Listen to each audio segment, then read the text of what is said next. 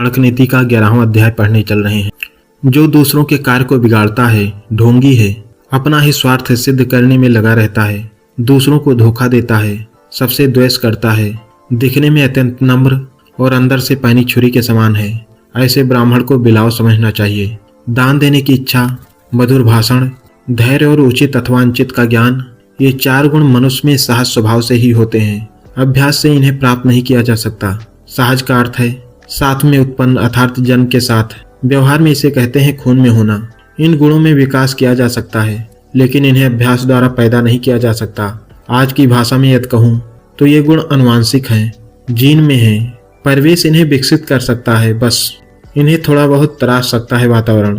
सहज और अभ्यास द्वारा प्राप्त गुणों में अंतर होता है। सहज गुण नष्ट नहीं होते, जबकि अभ्यास द्वारा जिन्हें प्राप्त किया जाता है अनअभ्यास द्वारा वह समाप्त हो जाते हैं। हाँ, ऐसा देखने में आया है कि कभी कभी सहज गुण उचित वातावरण न मिलने के कारण सामने नहीं आ पाते। चाणक्य कहते हैं जो मनुष्य अपने समुदाय के लोगों को छोड़कर दूसरों के समुदाय का सहारा लेता है वह उसी प्रकार नष्ट हो जाता है जैसे दूसरे के धर्म का आश्रय लेने वाला राजा।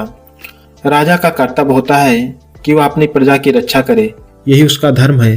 यदि वह अपनी इस धर्म को छोड़ देता है तो वह स्वयं ही नष्ट हो जाता है। जिस प्रकार अपने वर्ग के लोगों का परित्याग करके दूसरे वर्ग के लोगों का आश्रय लेने से व्यक्ति नष्ट हो जाता है, इसलिए व्यक्ति को चाहिए वह अपने धर्म में स्थित रहे। यहाँ धर्म का अर्थ स्वभाव भी लिया जा सकता है। श्री कृष्ण ने भी स्वधर्मे निधनम श्रेयः कहकर इसी बात की ओर संकेत किया है।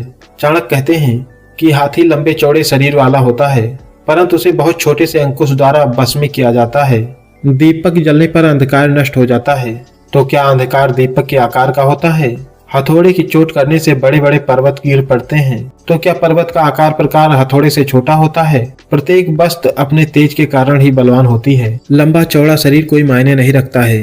चाणक्य कहते हैं कि लोग ऐसा मानते हैं कि कलयुग के 10,000 वर्ष समाप्त होने के बाद परमात्मा पृथ्वी को त्याग देते हैं। उसके आधे अर्थात 5,000 वर्ष समाप्त होने के बाद गंगा का जल पृथ्वी को छोड़ देता है और उसके आधे वर्ष समाप्त होने पर गांव का देवता गांव छोड़कर चला जाता है।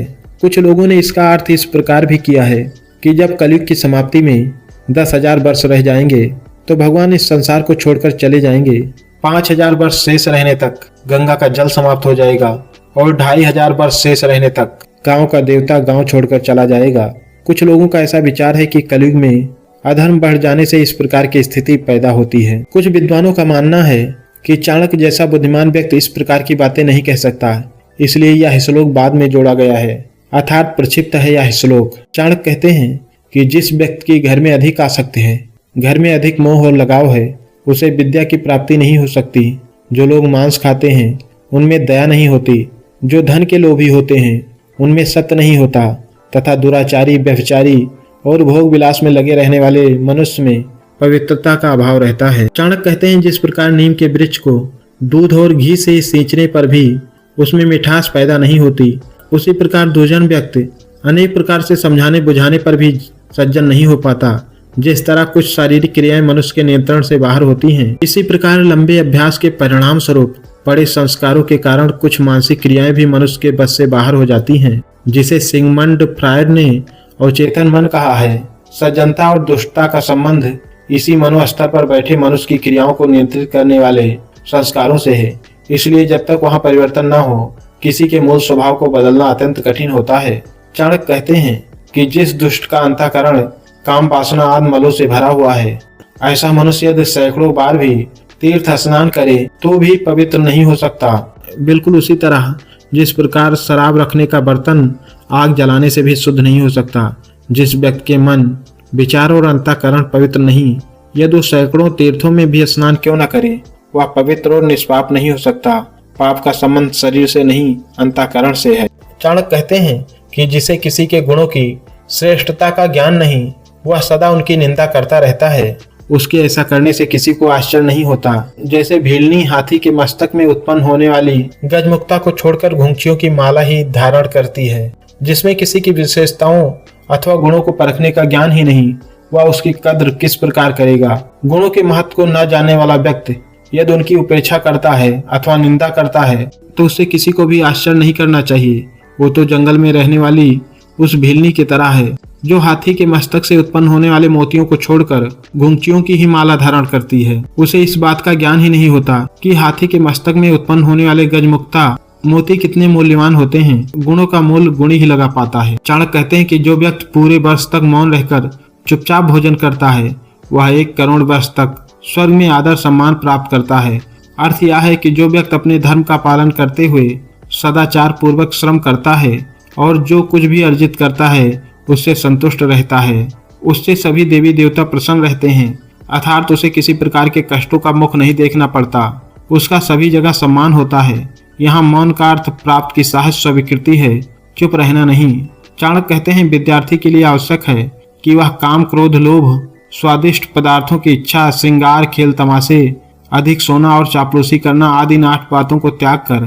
चाणक्य कहते हैं कि जो बिना खेती की हुई भूमि से उत्पन्न होने वाले फल और कंदमूल आदि को खाकर निर्वाह करता है और सदा जंगल में रहकर ही प्रसन्न रहता है और जो प्रतिदिन श्राद्ध करता है, ऐसा ब्राह्मण ऋषि कहलाता है। ऐसे ब्राह्मण को ऋषि इसलिए कहा जाता है क्योंकि उसका जीवन सर्वथा प्रकृति के अनुकूल है। वह वन में बिना किसी प्रयत्न के उत्पन्न होने वाले फलों और कंदमूल आदि को खाकर अपना जीवन निर्वाह करता है। अन्न पैदा करने से होने वाले दोषों का भी उस पर प्रभाव नहीं होता। महर्षि कणाद के बारे में प्रचलित है कि वे फसल के कट जाने के कुछ दिन बाद पृथ्वी पर गिरे अन्न कणों को एकत्रित करके अपनी भूख को शांत किया करते थे। फसल कटने के कुछ दिन बाद इसलिए क्योंकि उस अन्न पर पक्षियों का अधिकार होता है। ऐसा व्यक्ति कभी सत्य गुण में स्थित हो ही नहीं सकता जो दूसरों के अधिकारों को छीनने वाला हो, जिसे वन में रहना ही अच्छा लगता है। प्रतिदिन श्राद्ध आदि वैदिक अनुष्ठान कर जो अपने पितरों को तृप्त करता है, ऐसे ब्राह्मण को ही ऋषि कहा गया है। ऐसा जीवन सात्विक कहलाता है। चाणक्य कहते हैं कि एक समय भोजन करने से जो संतुष्ट है, जो नित्य अपने कर्तव्यों को पूरा करता रहता है, स्त्री का संग ऋतकाल में केवल संतान की उत्पत्ति करने के लिए ही करता है, वो भोग के लिए नहीं, ऐसे ब्राह्मण को ही द्विज कहा जाता है। चाणक्य ने यहाँ प्रत्येक वर्ण के लोगों का कर्तव्य बताने का प्रयत्न किया है। यदि प्रत्येक वर्ण का व्यक्ति अपने कर्तव्यों को भली प्रकार पालन करता रहे तो देश में शांति और सुख बना रहे। जब लोग अपना कर्तव्य भूलकर गलत आचरण करने लगते हैं, अनाधिकार चेष्टा करते हैं, तो दुराचार के साथ साथ समाज में अशांति भी फैलती है। चाणक्य कहते हैं सदा संसारिक कार्यों में संलग्न, पशुओं के पालक, व्यापार और खेती आदि करने वाले ब्राह्मण को वैश्य कहा जाता है। चाणक्य कहते हैं कि जो ब्राह्मण वृक्षों की लाख, तेल, नील कपड़े आदि रंगने का रंग, शहद, घी, शराब, मांस आदि चीजों का व्यापार करता है, उसे शूद्र कहते हैं। यहाँ स्पष्ट है कि चाणक्य जन्म से किसी को भी उच्च कुल का अथवा ब्राह्मण नहीं मानते। वे कर्म के अनुसार ही वर्णों के विभाजन में विश्वास रखते हैं। ऐसी स्थिति में कर्म के परिवर्तन से उसके वर्ण जात की संभावनाओं को खुला रखा जा सकता है, लेकिन सामाजिक स्तर पर ऐसा हो पाना उतना आसान नहीं है, क्योंकि पूर्व स्थिति में बनाए गए संबंधों को तोड़ पाने या उन्हें निभाने में आने जाने वाली कठिनाइयों का व्यवहारिक हल ढूंढ पाने में अक्सर चूक हो जाती है। इसे कैसे आसान और सहज बनाया जाए, यह अपने आप में एक विचारणीय विषय है। चाणक्य कहते हैं कि जो दूसरों के कार्य को बिगाड़ता है, ढोंगी है, अपना ही स्वार्थ सिद्ध करने में लगा रहता है, दूसरों को धोखा देता है, सबसे द्वेष करता है, ऊपर से देखने में अत्यंत नम्र और अंदर से पैनी छुरी के समान है, ऐसे ब्राह्मण को बिलाव कहा गया है।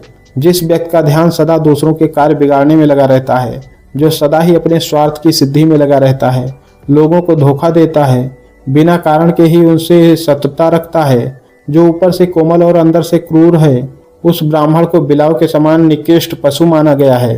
चाणक्य कहते हैं जो ब्राह्मण पानी के स्थानों, बावड़ी, कुआं, तालाब, बाग बगीचों और मंदिरों में तोड़फोड़ करने में किसी प्रकार का भय न अनुभव करता हो, उन्हें मलेच्छ कहा जाता है। पीने के जल वाले स्थानों, उद्यानों और मंदिरों आदि के निर्माण का धर्म ग्रंथों में अत्यधिक महत्व है। ऐसे कार्य करना बताता है कि उन्हें करने वाला केवल अपने बारे में ही नहीं, औरों के बारे में भी सोचता है। जो अपने से श्रेष्ठ दूसरे को माने, जनहित के चिंतन में लीन रहे, वही ब्राह्मण है।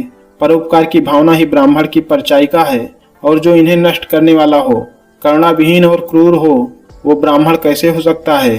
ऐसे व्यक्ति को तो तुच्छ या मलेच्छ ही कहना चाहिए।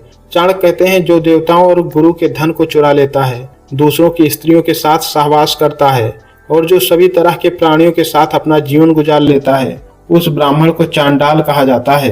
चाणक्य कहते हैं कि शहद का संग्रह करने में आदर्श मधुमक्खियों को भी पश्चाताप करना पड़ता है, क्योंकि शहद का दान न करने से शहद नष्ट हो जाता है।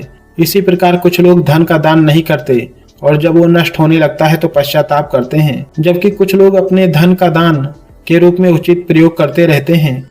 राजा बलि, कर्ण और विक्रमादित्य दान करने के कारण ही आज तक समाज में सम्मान के पात्र हैं। आचार्य चाणक्य ने इस श्लोक में दान का महत्व बताया है। आम लोगों की धारणा है कि दान देकर वे लोगों पर उपकार करते हैं। यह प्रथम दृष्टि में सही भी है, लेकिन यथार्थ इससे हटकर है। यदि दान न किया जाए तो क्या होगा? आचार्य के अनुसार इसका उत्तर है, धन का विनाश। त्याग से दी गई वस्तु नष्ट नहीं होती बल्कि बढ़ती है, जबकि संकोच से वह सड़ गल जाती है, नष्ट हो जाती है। इस नियम के अनुसार दान द्वारा दानकर्ता अपने धन की वृद्धि का मार्ग प्रशस्त करता है। इतना ही नहीं, ऐसा करने से उसके यश में भी वृद्धि होती है। इससे श्रेष्ठ सौदा और क्या हो सकता है? दान को अक्सर लोग धन से जोड़कर देखते हैं। वास्तविकता ऐसी नहीं है। अन्न का दान, विद्या का दान, स्वास्थ्य का दान आदि अन्य भी दान के रूप में है। सज्जन व्यक्तियों का धन सदा दान करने के लिए ही होता है। वे कभी उसका संचय नहीं करते, क्योंकि दान करने के कारण ही दानवीर कर्ण, महाराज बलि, विक्रमादित्य का यश आज भी संसार में फैला हुआ है। चाणक्य ने वर्णों के अनुसार कर्मों की व्याख्या की है और यह स्पष्ट किया है कि व्यक्ति अपने कुछ गुणों के कारण ही सदा याद किया जाता है।